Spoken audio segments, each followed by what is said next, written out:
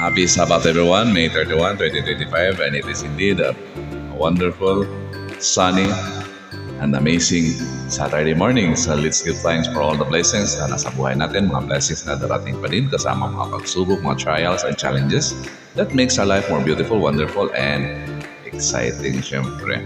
At pasalamatan din natin yung mga taong tumulong sa atin during our trials at dun sa mga taong nakikimarites lang dun sa paligid natin.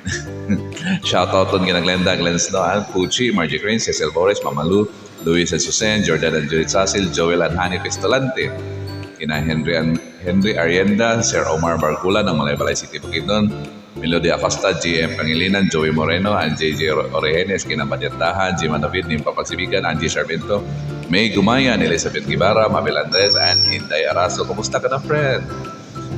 At sa lahat ng members ng The Order of the Nine Gates.